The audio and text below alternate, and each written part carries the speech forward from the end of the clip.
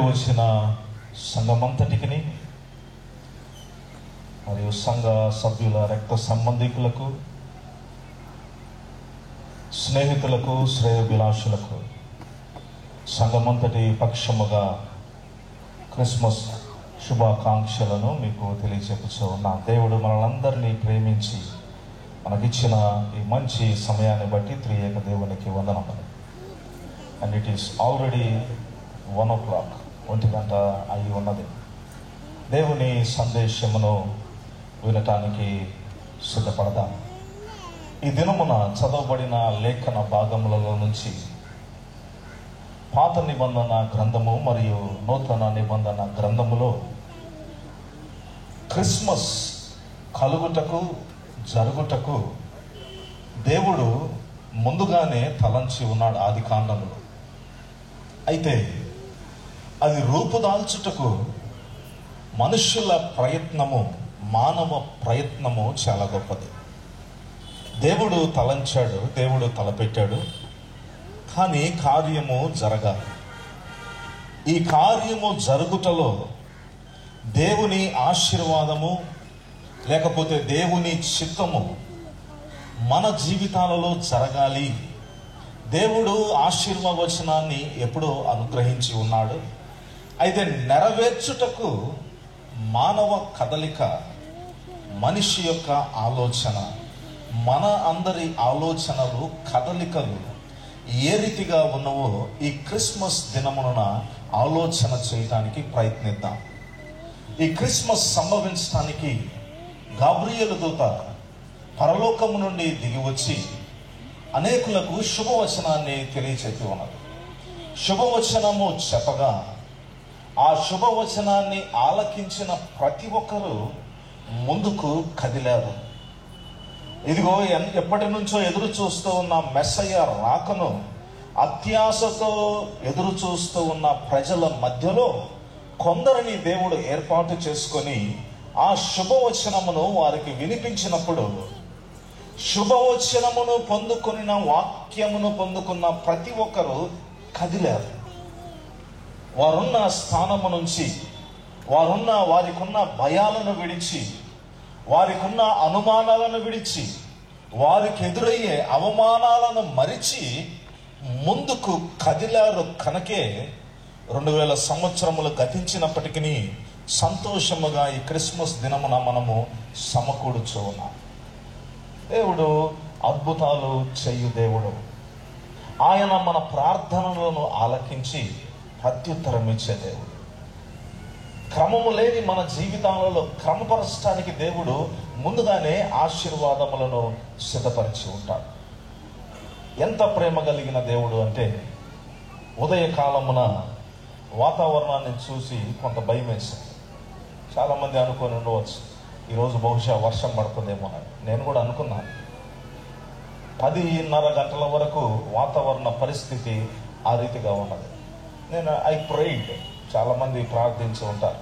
కానీ ఇప్పుడు చూడండి, అందరూ కర్చీఫులతో స్థితి. So God change hurt. ఒకవేళ దేవుడు ఆ స్థితి, భయాన్ని విడిచి ముందుకు కదలాలి.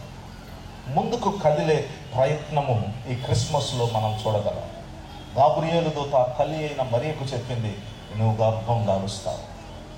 వినింది, భయము తనలో, ఇది ఎలాగూ సంభవించును, మనుషులు ఏ రీతిగా ప్రతిస్పందిస్తారో తెలియదు. కానీ ఆ భయాన్ని విడిచి ముందుకు కదిలింది. యోసేపు గాబ్రియేలు దూత చెప్పింది, ఇదిగో నీవు వెళ్ళి మరియను చేర్చుకో. అది యోసేపుకు అవమానమైనప్పటికీ మరిచి యోసేపు ముందుకు కదిలాడు. గొర్రెల కాపురులకు శుభవచనము తెలియచెప్పబడి ఉన్నది. ఇదిగో ప్రజలందరికీ కలగబోవు మహా సంతోషకరమైన శుభవర్తమానము నేడు మీకు తెలియజేయచ్చు ఉన్నాను. ప్రజలందరికీ. ఎందుకు గాబ్రియేలు దూత ప్రజలందరికీ అని సంబోధించి ఉన్నదంటే, అప్పటికి ప్రజలు మెస్సయ్యాను, రోమా సామ్రాజ్యపు పరిపాలన ఇక ఆగిపోవాలి, ఈ టాక్సేషన్ లేకపోతే ఈ పన్నులు చెల్లించలేకపోతూ ఉన్నాం, ఈ కఠినమైన బానిస బ్రతుకులు మాకొద్దు, మెస్సయ్య రావాలి. అయితే దేవుని ప్రజలు ఎదురు చూస్తున్న మెస్సయ్య విధానము వేరు, కానీ యేసు వచ్చిన విధానము వేరు. అయినప్పటికీ ఇదిగో మెస్సయ్య రాజసింహాసనము యొద్ద రాజ కుటుంబములో అక్కడ జన్మించకుండా పశువుల పాకలో పుట్టి ఉన్నాడు అని సందేశము వినినప్పుడు, అదిగే రాజు మెస్సయ్య అంటే ఆయన పశువుల పాకలో పుట్టకూడదు కదా, రాజు కుమారునిగా పుట్టాలి కదా, రాజ సంస్థానములు జన్మించాలి కదా. ఈ ఆలోచనలు అనుమానాలు ఈ గొర్రెల కాపర్లకు ఉండవచ్చు, కానీ వాటిని విడిచి, ఆ ఆలోచనను ఆ అనుమానమును విడిచి ముందుకు పశువుల పాక యొద్దకు కదిలారు. జ్ఞానులు 2 సంవత్సరముల క్రితము వారు తలంచి ఆలోచించి వారి పరిజ్ఞానముతో ప్రయాణాన్ని కట్టి ఉన్నారు, అన్నిటినీ విడిచాయి. సో క్రిస్మస్ నెరవేర్చబడటానికి, క్రిస్మస్ ఆనందంగా అనుభవించడానికి ఎందరో ముందుకు కదిలారు, ఎందరో ముందుకు అడుగులు వేశారు. క్రిస్మస్ అంటే సంతోషము, సమాధానము, సహవాసము. సో క్రైస్తవులముగా మనము ఈ ఒక దినము కోసము సంవత్సరమంతా ఎదురు చూస్తూ ఉంటాం, కానీ ఇది సంవత్సరపు చివరిలో అందించబడి ఉన్నది. And we wait for the whole year. ఎంతో సంతోషము, ఎప్పుడెప్పుడు వస్తుందా, డిసెంబర్ 25 ఎదురు చూస్తూ ఉంటాం. ఇదిగో వచ్చింది, ఇక వెళ్ళనయ్యంటూ ఉన్నది. అందరము కలుసుకుంటాము కుటుంబాలుగా, అందరము ఆనందిస్తాము, ఆధ్యాత్మికముగా ఆలయములో కూడతాము. ఎక్కడెక్కడ ఉన్నప్పటికీ కుటుంబాలుగా సమకూడి వచ్చి సంతోషిస్తాము. ఇది సంతోషము, ఇది సహవాసము, ఇది సమాధానము, ఇది నెమ్మది, ఇది తృప్తి. బట్ ఇది నెరవేర్చబడటానికి ఇప్పుడు ఈ సంవత్సరమున మనందరము దీనిని అనుభవించడానికి ఎందరికో భయమున్నను ముందుకు కదిలారు, ఎందరికో అనుమానమున్నను ముందుకు కదిలారు, ఎందరికో అవమానమైనప్పటికీ వారు ముందుకు కలిగారు, ఎందరికో కష్టమైనను వారు ముందుకు కదిలారు, వారు ముందుకు అడుగులు వేశారు. కాబట్టి క్రిస్మస్. ప్రియ సంగమా, ఈ 2023వ క్రిస్మస్ లో దేవుడు అంటూ ఉన్నాడు, ముందుకు కదులుటకు ప్రయత్నించు, నీ అడుగులు ముందుకు కదలటానికి నీవు ప్రయత్నించు, ఆ ఆలోచనను కలిగి ఉండు అని దేవుడు అంటూ ఉన్నాడు. అందుకే ఆ పాట నేను ఉదయం విని ఉన్నాను. రాజులనే రారాజు వెలసెను పశువుల పాకలో, రాజులను నేలే రారాజు వెలసెను పశువుల పాకలో. ఉండవలసిన స్థానములో, జన్మించవలసిన స్థితిలో ఆయన జన్మించలేదు. అనుకోని స్థలమున, ఊహించని స్థలమున, అసలు ఎవరు ఊహించని స్థలమున ఈ మెస్సయ్య రాజుల నేలే రాజు పుట్టాడు. ఇది ఆశ్చర్యం. ఇదిగో నేను పరిశుద్ధాత్మ వలన గర్భము దాల్చి ఉన్నాను, లోకరక్షకుడు నా గర్భములో ఉంటూ ఉన్నాడు. ఆయన జననము, ఆ సమయము ఈ తల్లి అయిన మరియా ఎంతగా ఆలోచించి ఉన్నదో, ఎన్ని ఉద్దేశాలు, ఎన్ని తలంపులు, ఎన్ని ప్రణాళికలు కలిగి ఉన్నదో. కానీ తన ప్రసవం పశువుల పాకలో జరిగి ఉన్నది. షీ యాక్సెప్టెడ్, ఆమె ఒప్పుకున్నది. అవమానమైనప్పటికీ యోసేపు ఒప్పుకొని ముందుకు కదిలాడు. అందుకే ఇక్కడ అంటాడు ఆ పాటలో, భయము లేదు మనకిలలో, జయము జయము,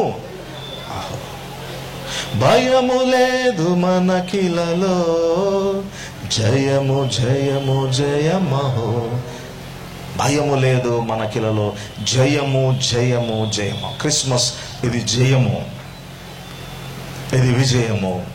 దేవుడు ఈ విజయాన్ని మనము కూడా అనుభవించాలని ఆశపడుతూ ఉన్నాడు. బట్ గాడ్ ఈస్ ఆస్కింగ్, దేవుడు అంటూ ఉన్నాడు, స్టార్ట్ యువర్ జర్నీ. నీవు అడుగులు ముందుకు వెయ్యటానికి సిద్ధపడు.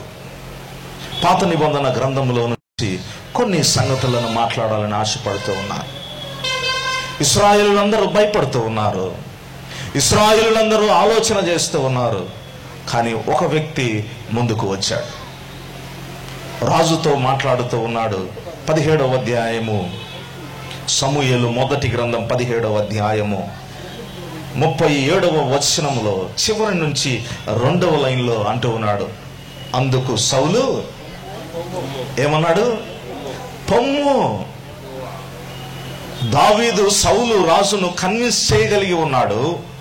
సో సౌలు అంటూ ఉన్నాడు, పొమ్ము, యెహోవా నీకు తోడుగా నుండు గాక. సో దేవుడు ఈ దినమున మనందరితో అంటూ ఉన్నాడు, పొమ్ము, నీవు కదులు, నీ అడుగులు ముందుకు వేయి, యెహోవా నీకు తోడుగా ఉంటాడు. ఈ సందర్భాన్ని ఒకవేళ మనం చూస్తే, ఏలా లోయలో ఈ భయము, ఏలా లోయలో ఈ పెను ప్రమాదము, గొల్యాతును చూచి అందరూ భయపడుతూ ఉన్నారు. ఇశ్రాయేలు ప్రజలందరూ ఆ యుద్ధ భూమిలోకి అడుగులు వేయటానికి, ముందుకు కదలటానికి భయపడుతూ ఉన్నారు. కానీ దావీదు ఆ యుద్ధ భూమిని తను ఆడుకునే స్థలముగా మార్చుకున్నాడు. ఇశ్రాయేలులందరికేమో అది మహా గొప్ప యుద్ధ భూమి, అక్కడికి వెళ్తే గొల్యాతు కొట్టి చంపుతాడు. కానీ దావీదు యొక్క దృక్పథం ఆ రీతిగా లేదు. దావీదు దృక్పథం ఏమైనదంటే తన ఆట స్థలముగా ఉన్నది. ఎందుకు దావీదు ఈ దృక్పథాన్ని కలిగి ఉన్నాడు? ఎందుకు ఇశ్రాయేలులు ఈ ఉద్దేశముతో అక్కడ భయపడుచు ఉన్నాడు? భయము అన్నిటికంటే ప్రమాదము, భయము అన్నిటికంటే ప్రమాదము. సమస్య కన్నా భయము మిక్కిలి ప్రమాదకరమైనది. అందుకే గాబ్రియేలు దూత గొర్రెలతో అంటూ ఉన్నది, గొర్రెల కాపురలతో భయపడకుము. ఆమె శుభవచనమును చెప్పక మునిపే అంటూ ఉన్నది, భయపడద్దు. మన జీవితాలన్నీ చక్కని ప్లాట్ఫామ్లో, తార్ రోడ్లో కొనసాగటానికి, సంతోషంగా కొనసాగటానికి it was not at all designed. ఏ జీవితము ఆ రీతిగా ఉండదు, ఏ జీవితము ఆ రీతిగా ఉండదు. చక్కగా సంతోషంగా సమాధానమును అన్ని కలిగి కొనసాగటానికి ఈ లోకపు జీవితం ఆ రీతిగా లేదు. ఆ రీతిగా ఇది డిజైన్ చేయబడలేదు. కొందరికి శారీరకమైన సమస్య, కొందరికి బయటికి చెప్పుకోలేనివి, కొందరు చెప్పగలిగినవి, కొందరు తట్టుకొనలేనివి, కొందరు తట్టుకొనగలిగినవి. అవి మిళితమై ఉన్న జీవితము. అయితే ఈ జీవితంలో దేవుడు అంటూ ఉన్నాడు, ఎస్, ఇప్పటికి నీకు లేకపోతే సంతోషము, కానీ భవిష్యత్తులో ఉండవచ్చు. తల్లి అయిన మరి అదే భయం పట్టుకున్నది, కానీ ఆమె ముందు కదిలి ఉన్నది. She was in process.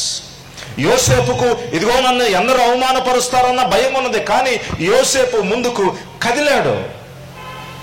గొర్రెల కాపరులు ఇదిగో నష్టము మేము విడిచిపెడితే ఈ గొర్రెలంతా క్రూర మృగాలు వచ్చి చంపుతాయి, యజమానులకు మేము లెక్క చెప్పాలి, వాటన్నిటినీ విడిచి శుభవర్తమానము వినగానే ముందుకు కదిలారు, అడుగులు ముందుకు వేశారు.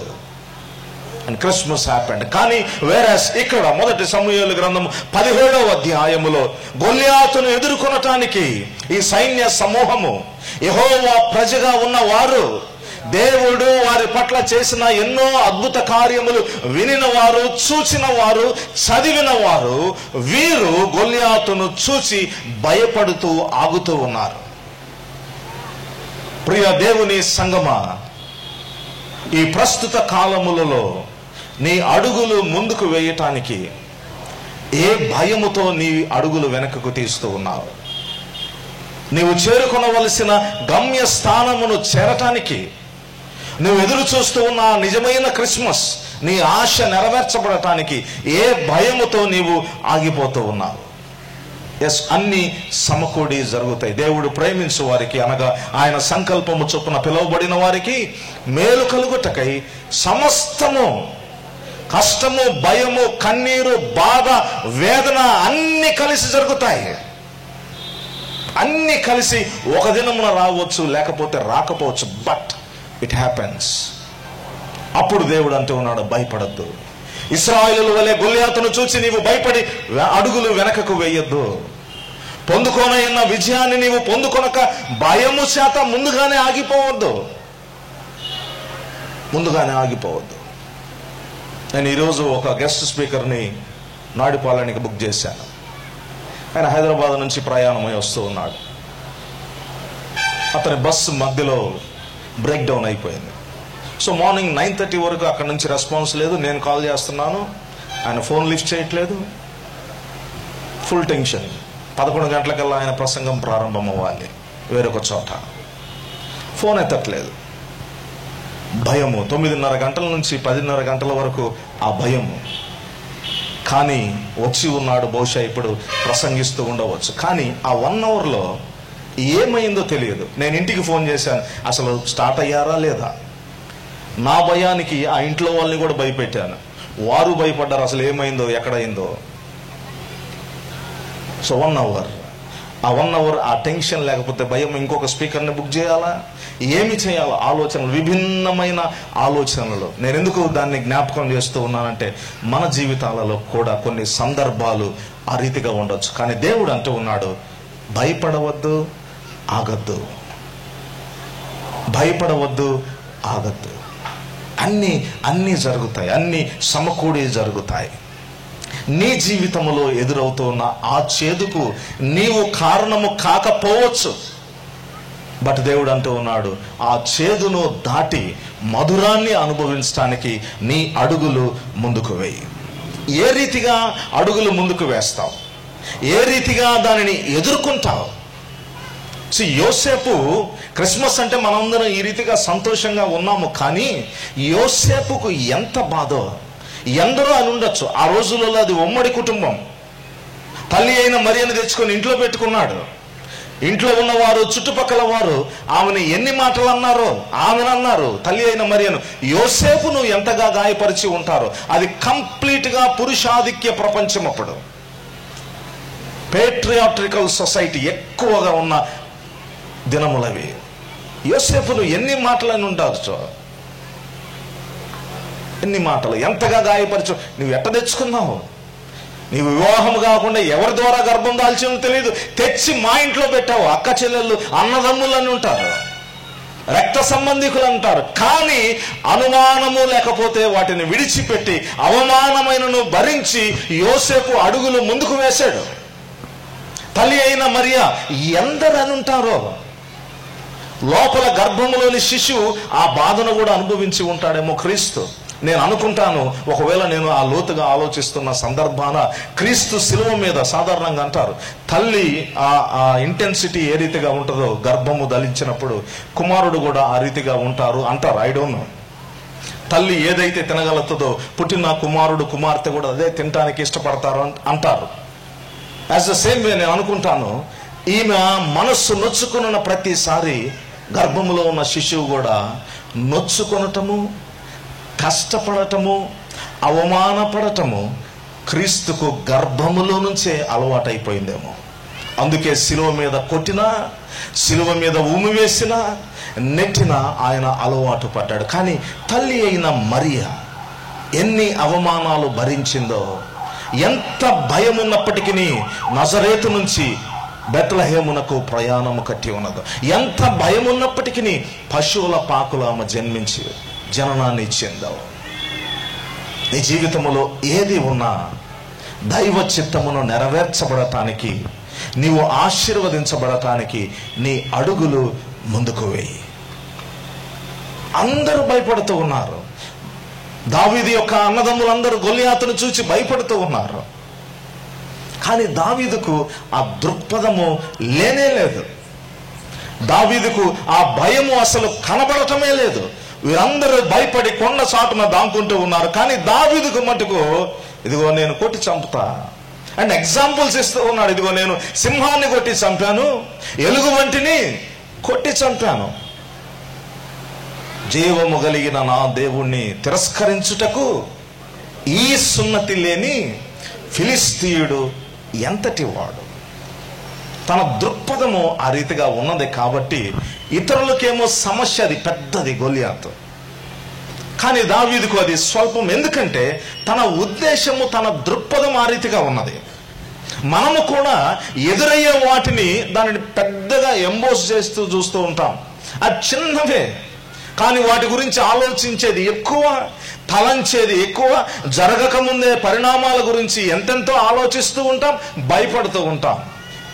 గొల్లియాతును చూచిన ఇశ్రాయేలుల వలె. కానీ దావీదు ఇక్కడ మనకు చెప్తూ ఉన్నాడు, నీ ముందు ఉన్న గొల్లియాతు 6 అడుగుల జానడెత్తు కావచ్చు, ఎంత గొప్పవాడైనా కావచ్చు, నీ సమస్య ఎంత పెద్దదైనా కావచ్చు, నా దృక్పథాన్ని కలిగి ఉండు, నాలాగా నీవు ఆలోచన కలిగి ఉండు, ఆ సమస్యను వెంటనే నీవు త్రుంచి వేయగలవు. ఆ సమస్యను వెంటనే నీవు త్రుంచి వేయగలవు.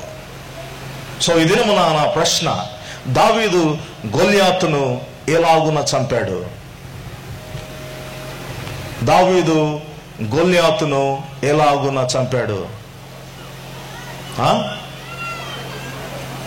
వడిసెలు తీసుకొని దేనితో కొట్టి చంపాడు అని నేను అనట్లా.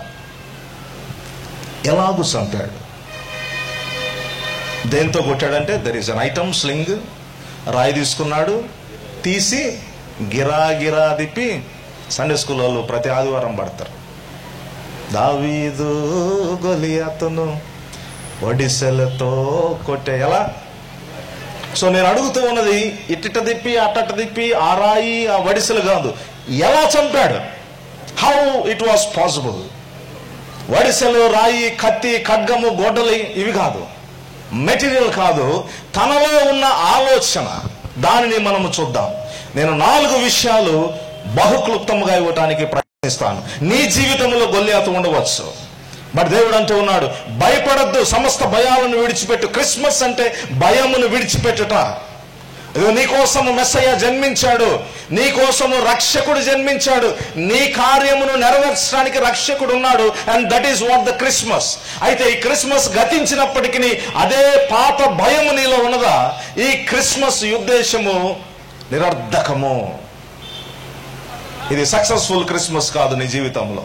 ఒకవేళ నీ జీవితంలో ఇది సక్సెస్ఫుల్ క్రిస్మస్ కావాలంటే భయం పోవాలి. భయం పోవాలంటే దావీదు ఇక్కడ చెప్తూ ఉన్నాడు, ఇదిగో నేను ఏ రీతిగా కొట్టి చంపానో, దేనితో కాదు, ఏ రీతిగా నా యాటిట్యూడ్ ఉందో, ఏ రీతిగా నా ఆలోచన ఉన్నదో, ఏ రీతిగా నా ఇంటెన్షన్ ఉన్నదో ఆ రీతిగా నీవు ఆలోచించడానికి ప్రయత్నించు. And David is telling to us. దేవుడు ఈ దినమున మనకు చెప్తూ ఉన్నాడు. దావీదు కొన్ని విషయాలను చూద్దాము. 28వ వచనము, 1 సమూయేలు గ్రంథం 17వ అధ్యాయం 28వ వచనం. అతడు వారితో మాట్లాడునది అతని పెద్దన్నయగు ఎలియాబునకు వినపడగా, ఎలియాబునకు దావీదు మీద కోపం వచ్చి అతనితో, నువ్వెక్కడికి ఎందుకు వచ్చితివి? అరణ్యములో ఆ చిన్న గొర్రె మందను ఎవరి వశము చేసితివి? నీ గర్వము, నీ హృదయము. ఎట తెలిసిందో ఎలియాబుకి? హృదయంలో ఉన్నది తెలిసింది, జోబులో ఉన్నది కాదు. So people always speak to you like that. అందరూ నీతో ఆ రీతిగా మాట్లాడతారు. దావీదు అంటూ ఉన్నాడు, నా సొంత అన్నయ్య ఆ రీతిగా మాట్లాడుతూ ఉన్నాడు. నీ చుట్టూ ఉన్నవారు నీతో కూడా మాట్లాడతారు ఆ రీతిగానే. కానీ దావీదు అంటూ ఉన్నాడు, వారు అనినను నీవు లెక్కించకు, వారు నిన్ను తృణీకరించినను, భయపెట్టాలని ఆలోచన కలిగినను, నిన్ను నిరుత్సాహపరిచే మాటలు మాట్లాడినను లెక్కించక నీ అడుగులు ముందుకు వేయి.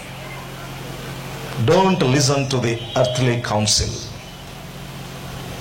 ఈ మనుష్యులు చెప్పు మాటలు అవి వ్యర్థమైనవి.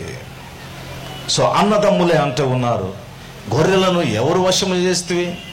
సో ఆ ఇంటెన్షన్లో నుంచి, తన యొక్క దృక్పథములో నుంచి ఈ ఎలియాబు ఎంత జాగ్రత్తగా అపవాది చేత ఈ మాటలు మాట్లాడుతూ ఉన్నాడు. చూడండి ఎంత జాగ్రత్తగా.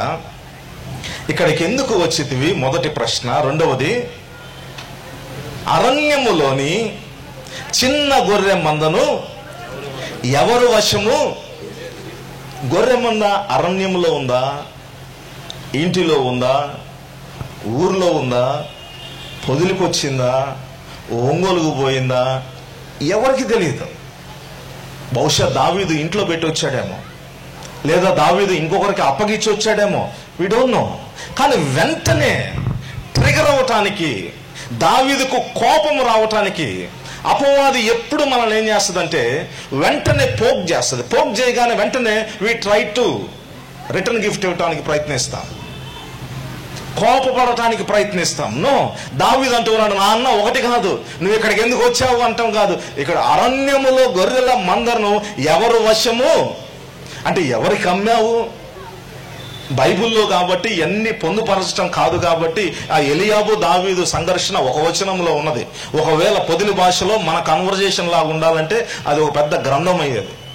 ఎలియాబు ఎన్ని మాటలని ఉండొచ్చో, ఎంతగాని ఉండవచ్చు. ఎవరికి అమ్మావు? అమ్మిన డబ్బులు ఏం చేసావు? నువ్వు తిన్నావా? ఎవరికి ఇచ్చావు? లేకపోతే జంతువులు పెట్టొచ్చి వదిలిచ్చావా? తర్వాత అంటూ ఉన్నాడు రెండవ ప్రశ్న, నీ గర్వము, నీ హృదయపు చెడుతనము నేను ఎరుగుదును. మొదటి మాటకు కోపం రాకపోయినా ఈ రెండవ మాటకైనా కోపం వస్తుంది. ఇప్పుడు క్రిస్మస్ అయిపోయి ఇంటికి వెళ్ళే లోపు ఎవరినన్నా నేను బలకరించి నాకు తెలుసులే అన్నాను అనుకోండి, ఏమనకుండా ఇటు చూసి నాకు తెలుసులే, ఇంకా అయిపోయా. And that happen to David. I know you, నీ ఇంటెన్సిటీ నాకు తెలుసు, నీ ఇంటెన్షన్స్ నాకు తెలుసు, నీ మంచి ఆలోచనలు కాదు, నీ హృదయపు చెడుతనము నేను ఎరుగుతున్నాను. అండ్ లాస్ట్లో అంటూ ఉన్నాడు చూడండి, అంటే ఎంత డిగ్రేడింగ్ చూడండి. దావీదు ఎందుకు వచ్చాడంట? అసలు ఏ రీతిగా దావీదు దృక్పథమేమో గొల్లియాతును కొట్టి చంపడానికి వస్తూ ఉన్నాడు. అన్న ఏమంటున్నాడు? నువ్వు చూడటానికి వచ్చావు కదా, అంటే పొమ్మ అటు పక్కకు పోయి ఆడుకో అంటారు. ఇప్పుడు మీమ్స్ వస్తున్నాయి, ఏదనంటే పక్కకు పోయి ఆడుకో అంటారు. సో దావీదును ఆ రీతిగా అంటూ ఉన్నాడు, నీకు ఇది సెట్ అయ్యే ప్లేస్ కాదు, అటు పోయి ఆడుకో. యుద్ధం చూడటానికి నువ్వు వచ్చావు, చూడటానికి వచ్చిన వాడు ఏమిటి ఈ గర్వపు మాటలు? నిన్ను ఎట్టా గొల్లియాతు యుద్ధకు పంపరని తెలుసు కాబట్టే మాట్లాడుతూ ఉన్నావు. ఎక్స్టెండెడ్ డైలాగ్స్ ఇవన్నీ. ఎలియాబు దావీదుతో అని ఉండవచ్చు, నిన్ను పిల్లోడివి, నిన్నెట్టా పంపడు కాబట్టి ఇదిగో మా అన్నల కంటే నువ్వు గొప్పగాడిగా ఉండటానికి, నీకు ధైర్యం ఎక్కువ అని కనబరుచుకోవటానికి ఇన్ని మాటలు మాట్లాడుతూ ఉన్నావు. నీ హృదయపు చెడుతనము, గర్వము నాకు తెలుసు.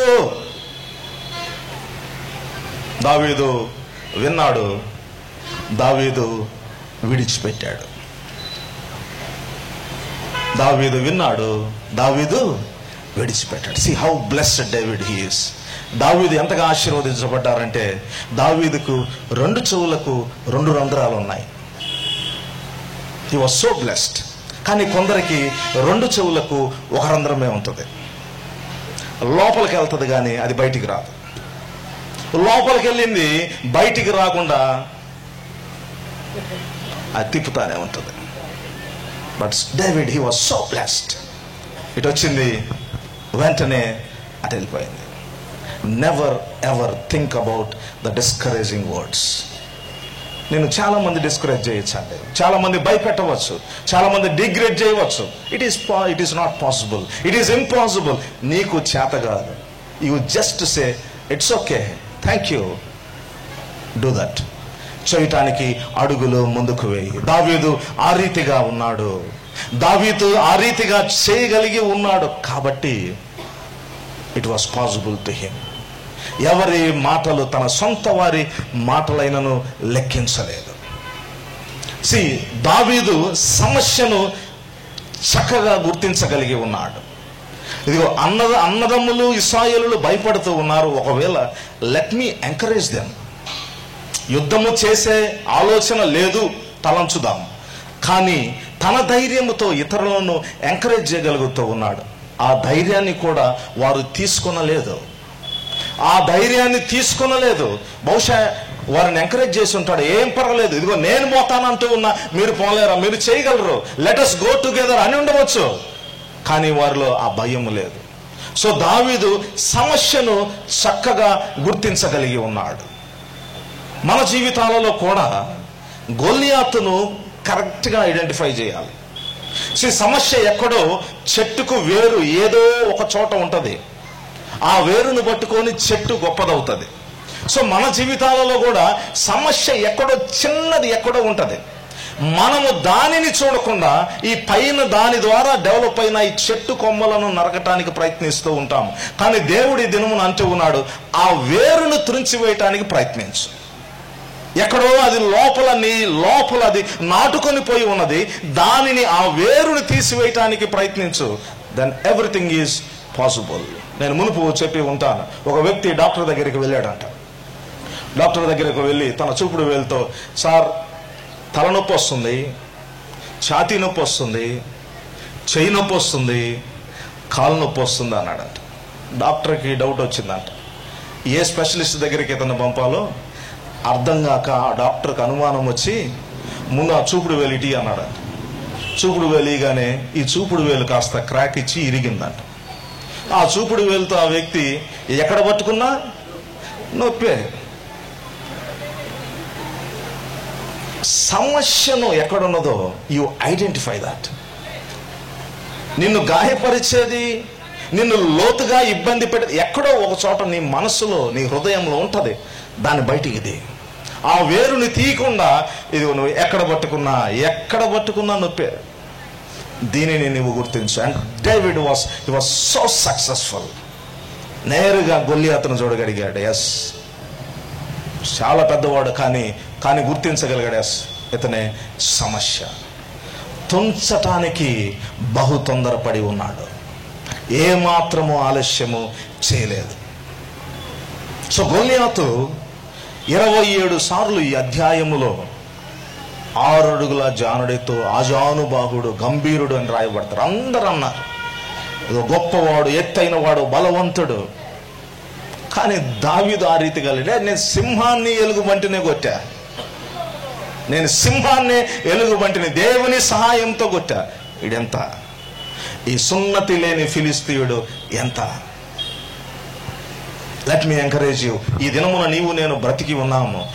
అందరము కోవిడ్ పాస్ అయి బయటకు వచ్చాము. ఎందరో చనిపోయారు, చాలా మంది రోడ్ యాక్సిడెంట్స్ లో మరణించారు. మనందరం దాటుకొని వచ్చాం. నీ గొప్పతనం కాదు, ఆయన గొప్పతనం. ఆయన నిన్ను కాపాడుతూ ఉన్నాడంటే నిరంతరము కాపాడే దేవుడు, విడిచిపెట్టే దేవుడు కాదు. నీ భయము ఆయన దృష్టిలో స్వల్పము, కానీ నీవు ఆ భయము గొప్పదిగా చూస్తూ ఉన్నావు. That is the problem. దావీదు గుర్తించాడు చక్కగా, చాలా చక్కగా గుర్తించాడు. ఒక కుర్రోడికి అద్దాలు పోయినాయి అంట. ఇది అద్దాలు, అమ్మ కనపడటం లేదు, ఇప్పుడు నాకు తీస్తే మీరు కూడా కనపడటం లేదు అన్నాడంట. అద్దాలు వెతుకుని ఆయనంటే ఎక్కడ దొరకలేదు. ఒక 10 నిమిషాలు ఎతికాడంట, ఎక్కడ దొరకలేదంట. నేను ఎతికాను, ఎక్కడ దొరకలేదన్నాడు. ఆ తల్లి వెతికిందంట. ఆ తల్లికి నిమిషంలో దొరికిందంట. ఎందుకు దొరికి ఉండొచ్చు?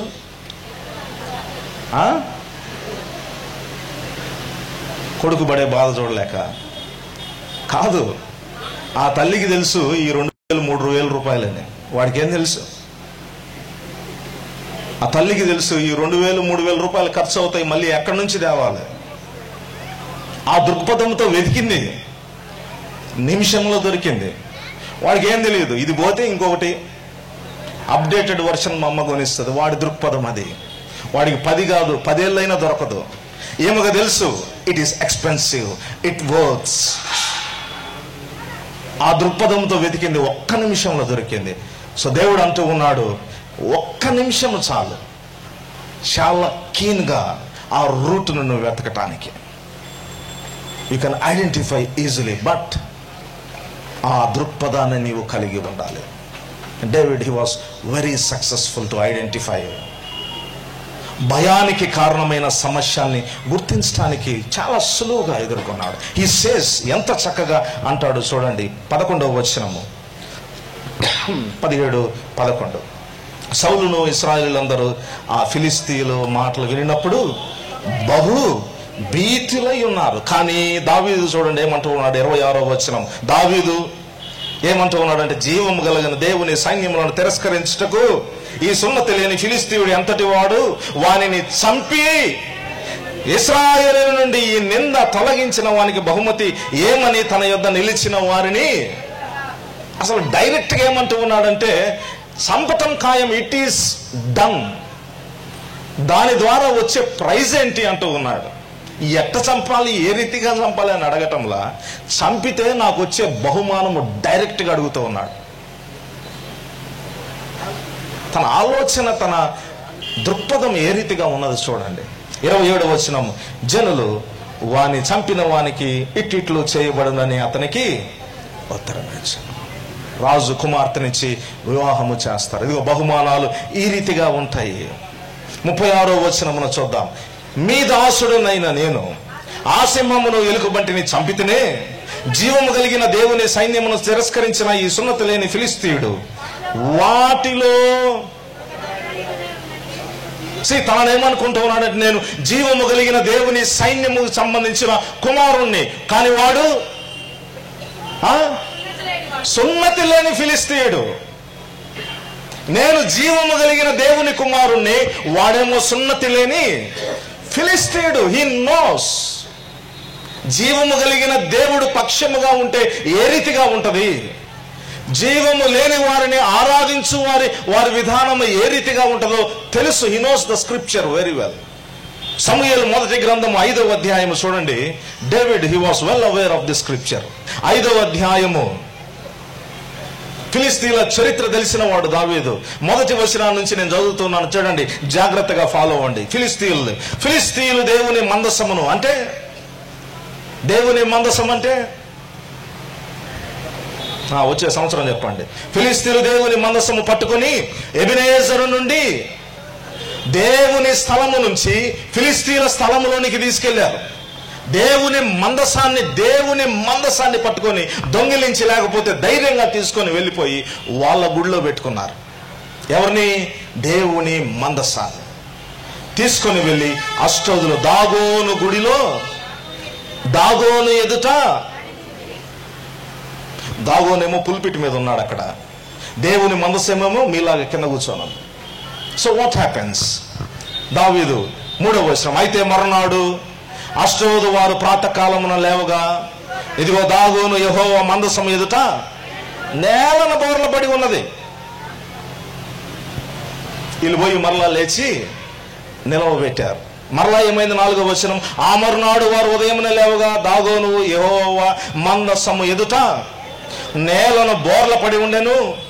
దాగోను యొక్క తలయు 2 అరచేతులను తెగవేయబడి గడప దగ్గర పడి ఉండెను. దావీదుకు తెలుసు, ఇదిగో సున్నతి లేని ఫిలిస్తీయుడు దాగోనికే ఆ రీతిగా అయితే వీడు గొల్యాతుకి ఏ రీతిగా అవుతుంది.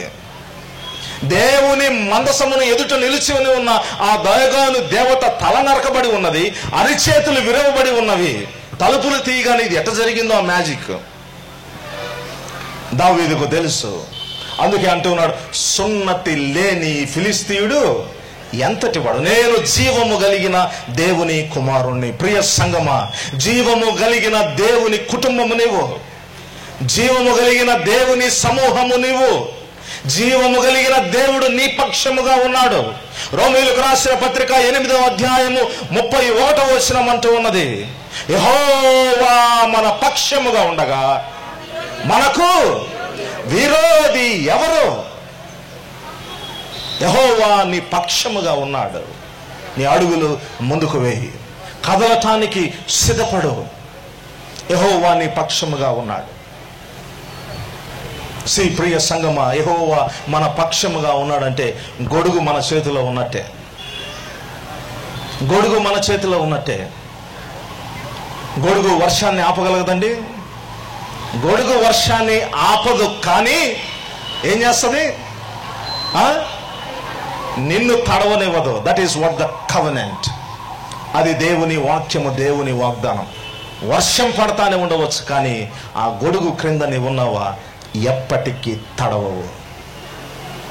అందుకే దావీదు అంటాడు, నీ వాక్యము నా పాదములకు, నేను ఎప్పటికీ తడవను. దావీదు కూడా అంటూ ఉన్నాడు, నేను తడవటమే కాదు, నేను దడవను. అడు గొల్యాతు కావచ్చు, ఎవరైనా కావచ్చు, నేను భయపడను. అడుగులు ముందుకు వేస్తున్నాడు. అన్నదమ్ములు క్రిటిసైజ్ చేశారు, ఒక డోర్ దగ్గర ఆపాడు, దాటుకొని రాజు దగ్గరకు వచ్చాడు. రాజు కూడా నువ్వు ఎట్ట చేస్తావేమో నాయనంటే, ఎదుగో నేను సింహాన్ని ఎలుగు వంటిని చంపాను సార్. వాడెంత, ఐ కెన్ డూ. దావీదు గేట్ పాస్ ఇచ్చాడు. దావీదునకు సౌలు, ఓకే పొమ్ము, యెహోవా అన్నాడు. కానీ మనసులో సౌలు ఏమనుకున్నాడు? పొరమైన ఆడ కొడితే ఫుట్బాల్ వచ్చినట్టు ఈడ పడతావు అనుకున్నాడేమో. ఎంత చెప్పినా వినట్లా. సింహాన్ని చంపాను అంటూ ఉన్నాడు, ఎలుగుబంటిని చంపాను అనుకుంటూ ఉన్నాడు. వీటితో కాదులే, ఒకసారి పోయి ఖండించుకొని రా, ఆ ఇంటెన్షన్తో పంపడం. కానీ దావీదు ఆ రీతిగా లేడు. దావీదుకు అన్ని తెచ్చిస్తారు, ఇది తగిలించుకో, అది తగిలించుకో, అన్నిటినీ వద్దు అంటాడు. ఏం వద్దు నాకు అంటాడు. నాకు కావాల్సింది వడిసెలు, వాటిని పట్టుకొని. ఎందుకు దావీదు కత్తిని వాటిని వీటిని తీసుకొనకుండా వడిసెలను రాయిని ఎందుకు తీసుకున్నాడు? He was used to that. He knows what to do. He knows what his talent is. తన తలాంతు దానికి తెలుసు. ఇంత బారు కత్తిచ్చినా ఎట్ట తిప్పాలో తెలియదు, కానీ ఆ తాడు ఆ రాయిని ఏ రీతిగా మేనేజ్ చేయగలడో he was master in that. So దేవుడు దావీదుతో ఈ దినమున మనకేం చెప్తూ ఉన్నాడంటే, నేను నీకిచ్చిన తలాంతును చాలా స్వల్పంగా చూస్తూ ఉన్నావు. ఎవ్రీవన్ ఈజ్ బ్లెస్డ్, అందరం ఆశీర్వదించబడ్డాం. నాకు ఇవన్నీ వద్దు, నాకు అలవాటు, నాకు చేతనై ఉన్న నా టాలెంట్తో నేను కొట్టి చంపుతా. God has blessed you with a talent. నీ టాలెంట్ ఏంటో గుర్తించు. దానితోనే నీ భయాన్ని నీవు పడగొట్టగలవు.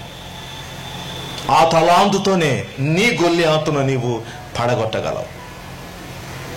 దావీదు ధరించుకున్నది ఇంకొక గొప్ప లక్షణాన్ని, ఒడిసెలను రాయిని మాత్రమే కాదు, ఇంకొక గొప్పదాన్ని కూడా తగిలించుకున్నాడు. తగ్గింపు. నేను సింహాన్ని ఎలుగుబంటిని చంపాను అని చెప్పలేదు. తానేమంటూ ఉన్నాడంటే, దేవుని సహాయముతో నేను సింహమును ఎలుగుబంటిని చంపాను. సింహమును ఎలుగుబంటిని. ఒకవేళ ఇప్పుడు నేను ఎంఏ బీడీ ఎంటీహెచ్ అని రాసుకుంటూ ఉన్నాను. ఒకవేళ నేను అప్పుడు దావీదునై ఉంటే కింద ఎంఏ బీడీ ఎంటీహెచ్ బదులు సింహము ఎలుగుబంటి అని రాసేవాడిని. వీడు బట్ దావీదు తన గొప్పతనాన్ని వెన్ ఇట్ వాస్ అవసరమైనదో దానిని చెప్పగలిగి ఉన్నాడు. తగ్గింపు జీవితము, దేవుని సహాయముతో నేను గెలవగలిగి ఉన్నాను. అండ్ చివరిది, ఐఎమ్ కంక్లూడింగ్, సమస్యను గుర్తించటమే కాదు, ధైర్యముగా అడుగులు వేయటమే కాదు, భయముతో వెనకడుగు తీయటమే కాదు, అండ్ చివరిది గురి పెట్టగలిగి ఉన్నాడు. గొల్లియాతు అంత పెద్ద వ్యక్తి, ఆ కంప్లీట్ ఆర్మర్ ధరించి ఉన్నాడు. కానీ ఆ చిన్న స్థలము దావీదుకు ఎట్ట కనపడిందో, దావీదు ఏ రీతిగా చూడగలిగాడో, హౌ ఇట్ వాస్ పాసిబుల్. ఆ గొల్లియాతు సమస్తము తలకు తగిలించుకొనవలసిన తలకు అన్నిటి ఉన్నవి, కానీ కరెక్ట్గా దావీదు ఏ రీతిగా ఈ స్పాట్ని చూడగలిగాడో, ఇది ఆశ్చర్యం. ఇది దేవుని సహాయం. ఈ నుదురు దావీదు ఏ రీతిగా చూడగలిగి ఉండవచ్చు. కీన్ అబ్జర్వేషన్ అనొచ్చు, లేకపోతే బైనాకులర్తో చూశాడు అనుకోవచ్చు. బట్ నేను అంటాను, నా ఆలోచన, నా analysis, he was very close to Goliath. గొల్లియాతుకు దగ్గరగా వెళ్ళాడు. గొల్లియాతు అక్కడుంటే ఏడు నుంచి విసరటానికి ప్రయత్నించలేదు. He moved towards Goliath. ఎంత దగ్గరగా వెళ్ళగలిగాడో అంత దగ్గరగా వెళ్ళగలిగాడు. ఎక్కడ కొట్టి చంపగలడో ఆలోచించడానికి బహుశా తన ప్రయాణాన్ని ఎన్నిసార్లు తిరిగాడు. ఆ వచనాన్ని చూసి గొల్లియాతు వచ్చాడు, దావీదు వచ్చాడు, రాయితో కొట్టాడంటే అది డూమన్ మ్యాజిక్ లాగా జరగల. బహుశా ఎన్ని రౌండ్లు తిరిగాడో, ఎన్ని ఆలోచన చేశాడో, ఇక ఈ స్థలం చూడకముందు ఏ స్థలాలు చూశాడో, ఏ రీతిగా ప్రణాళిక రచించాడో, ఎన్ని ఆలోచనలు పరిగెడుతూనే దావీదుకి ఎన్ని ఆలోచనలు రచించి ఉండవచ్చో. బట్ ఫైనల్లీ ఒక స్థలాన్ని ఎదుర్కొన్నాడు, చూడగలిగి ఉన్నాడు. It is possible. గొల్లియాతును ఎదుర్కొనటానికి దగ్గరగా వెళ్ళాడు. త్రుంచడానికి నీవు ఇంట్లో ఉండి ప్రార్థన చేస్తే కుదరదు. Move towards your Goliath. నీ గొల్లియాతు వైపునకు నీ అడుగులు వేయి. ఒక సెకండ్ ఉండవచ్చు. ముందుగానే దావీదు వాజ్ అటాకింగ్ మోడ్, డిఫెన్సివ్ అస్సలు లేడు దావీదు. ఫ్రమ్ ద బిగినింగ్ చూడండి, డిఫెన్సివ్ మోడ్ లో లేడు. హి వాజ్ ట్రైయింగ్ ఫ్రమ్ బిగినింగ్. ఆ యాటిట్యూడ్ మనకుండాలి, ఆ దృక్పథం మనం కలిగి ఉండాలి, ఆ ఆలోచన మనము కలిగి ఉండాలి. తల్లి అయిన మరియా ఇట్స్ ఓకే, ఏమన్నా కానీ she moved from Nazareth to Bethlehem. తన అడుగులు వేసింది. నేను తల్లి అయిన మరియా తెచ్చుకుంటాను. గొర్రెల కాపర్లు గొర్రెలు చనిపోయినా పర్వాలేదు, ఇట్స్ ఓకే, నేను వెళ్తాను, చూస్తాను. జ్ఞానులు సమస్తాన్ని విడిచారు, ఇట్స్ ఓకే, ఏమైనా పర్వాలేదు, I want to go and see. దావీదు కూడా ఏమైనా పర్వాలేదు, నా అన్నలోని భయాన్ని, ఇశ్రాయేలులోని భయాన్ని నేను తీసివేస్తాను. గొల్లియాతు నన్ను కొట్టినా చంపలేదు, పర్వాలేదు, నేను కదులుతాను, it's okay, I will go. So దేవుడు దావీదు ద్వారా ఈ దినమున, ఈ క్రిస్మస్ దినమున మనకు అంటూ ఉన్నాడు, ఇట్స్ ఓకే. సంతోషకరమైన ఆ మాట చెప్పక మునుపు గాబ్రియేలు